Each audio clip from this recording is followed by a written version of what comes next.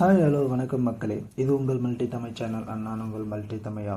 இந்த வீடியோவில் நம்ம எதை பற்றி பார்க்க போகிறோம்னா 2024 ரிலீஸ் ஆன தமிழ் மூவிஸில் டாப் 10 மூவிஸை தாங்க பார்க்க போகிறோம். இந்த லிஸ்ட் எதை பேஸ் பண்ணி எடுக்கப்பட்டிருக்குன்னு பார்த்தீங்கன்னா, first review, second box office collection, third entertainment value. இந்த 3 ஃபேக்டரை பேஸ் பண்ணி தான் அந்த டாப் 10 லிஸ்ட் ப்ரிப்பேர் பண்ணியிருக்கேன்.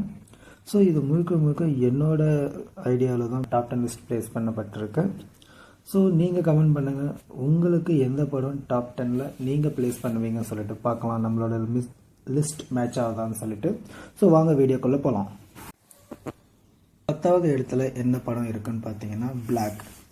ஜீவா அண்ட் பிரியா பவானி சங்கர் சேர்ந்து நடிச்சிருக்கிற இந்த படம் டைம் லூப்பை பேஸ் பண்ணி எடுத்திருக்காங்க. ஆக்சுவலி இந்த படம் கொஞ்சம் ஹாரர் எலிமெண்ட்ஸ், சஸ்பென்ஸ் எல்லாமே கலந்து மிக்ஸ் பண்ணி எடுத்திருக்காங்க. இந்த படத்துக்கான ரிவ்யூமே நல்லா வந்திருந்தது. பாக்ஸ் ஆஃபீஸுமே இந்த மூவியோட பட்ஜெட்டை கம்பேர் பண்ணுறப்ப நல்லாவே இருந்துச்சு.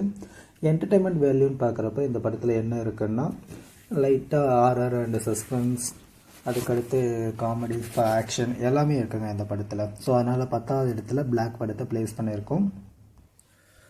அடுத்த 9வது இடத்துல என்ன படம் இருக்குன்னு பார்த்தீங்கன்னா, சூரி நடிப்பில் இந்த வருஷம் வந்த கருடன். ஆக்சுவலி அது விடுதலை படத்துக்கு அப்புறமா இந்த படத்தில் சூரிய ஹீரோவாக நடிச்சிருக்காரு. இந்த படத்துக்கு ஒரு எதிர்பார்ப்பு இருந்துச்சு நார்மலாக. இதில் சசிகுமார் அண்ட் மலையாள ஆக்டர்லாம் நடிச்சிருக்காங்க. இந்த படம் பார்த்தீங்கன்னா ஃப்ரெண்ட்ஷிப் அண்டு விசுவாசம் பேஸ் பண்ணி தாங்க இந்த படத்தை எடுத்திருக்காங்க. ஒரு ரூரல் சப்ஜெக்டாக கொடுத்துருக்காங்க. இந்த படம் ரிவ்யூ வைஸாகவும் பாக்ஸ் ஆஃபீஸ் வைஸாகவும் எல்லாமே நல்லா ரிசீவ் ஆகிருந்துச்சு இந்த வருஷத்தில். என்டர்டெயின்மெண்ட் வேல்யூமே இந்த படத்தில் நல்லாவே இருக்கும். ஸோ அதனால் 9வது இடத்துல ப்ளேஸ் பண்ணியிருக்கோம். அடுத்தது 8வது இடத்துல என்ன படம் இருக்குன்னு பார்த்தீங்கன்னா ராயன். தனுஷை டைரக்ட் பண்ணி ஹீரோவாக நடிச்சிருக்கிற இந்த படம் 8வது இடம் பிடிச்சிருக்கு. என்னன்னு பார்த்தீங்கன்னா, ரேட்டிங் வாங்கின இந்த படம் ரிவ்யூவும் நல்லா வாங்கியிருக்கு. அட் த சேம் டைம் தனுஷோட ஃபிலிமோகிராஃபியில் இந்த படம் பாக்ஸ் ஆஃபீஸும் நல்லா பண்ணியிருக்கு.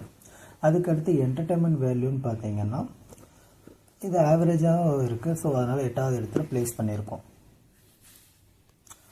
அடுத்து 7வது இடத்துல என்ன படம் இருக்குன்னு பார்த்தீங்கன்னா டிமாண்டி காலனி 2.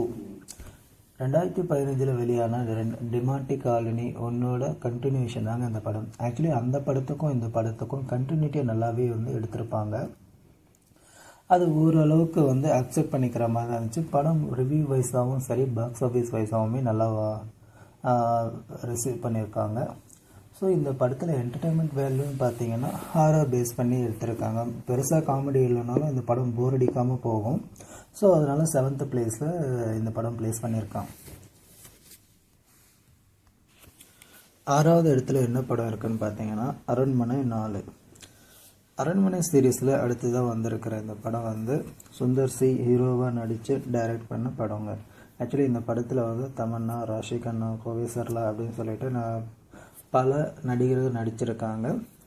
இந்த படம் ரிவ்யூ வைஸாகவும் இந்த வருஷம் நல்லாவே ரிவ்யூ வாங்கியிருந்துச்சு. At the same time box office கலெக்ஷன்லையும் இந்த படம் நல்லாவே கலெக்ட் பண்ணியிருக்கு.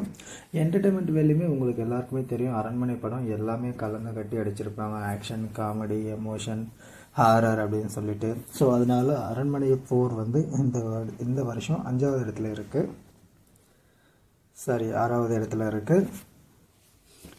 5வது இடத்துல என்ன படம்னு பார்த்தீங்கன்னா வேட்டையன். சூப்பர் ஸ்டார் ரஜினிகாந்த் நடித்த இந்த வருஷம் ரிலீஸ் ஆன படம் தாங்க Vettaiyan. Actually TJ Gnanavel after Jai Bhim அதுக்கடுத்து எடுத்த படம் தாங்க இந்த வேட்டையன்.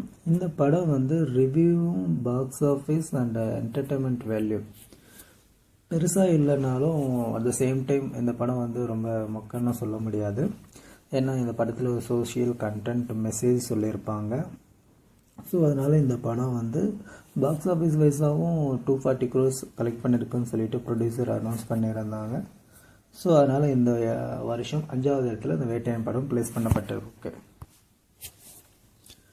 அதுக்கடுத்து 4வது இடத்துல பார்த்தீங்கன்னா the greatest of all time. Thalapathy Vijay நடித்து இந்த வருஷம் ரிலீஸ் ஆன படம் தான் the GOAT, the greatest of all time.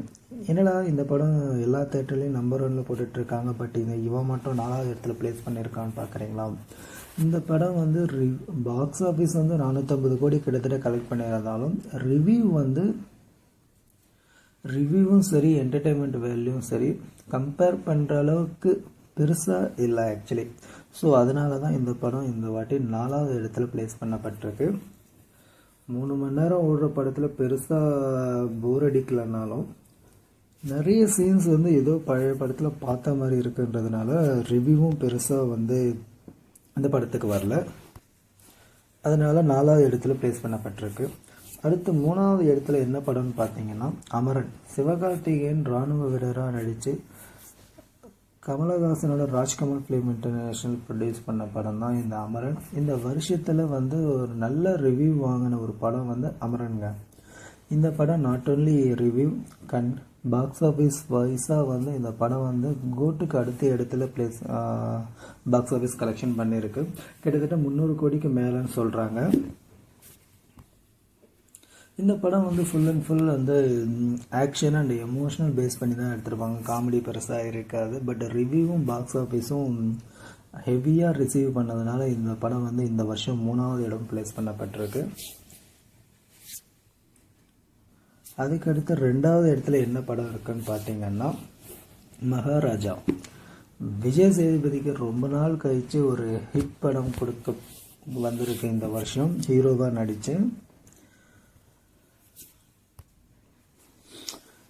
இந்த படம் வந்து இந்த வருஷம் வந்ததில் ஒரு ஆக்சுவலி ஏன் 2வது இடம் ப்ளேஸ் பண்ணிருக்குன்னு பார்த்தீங்கன்னா முதலிடமே கொடுத்துருக்கலாம். பட் முதலிடத்தில் இருக்கிற படத்தில் இருக்கிற சோஷியல் மெசேஜ் வந்து இதை விட இன்னும் பெட்டராகவே இருந்ததுனால அந்த படம் தான் முதலிடம், மகாராஜா 2வது இடம்.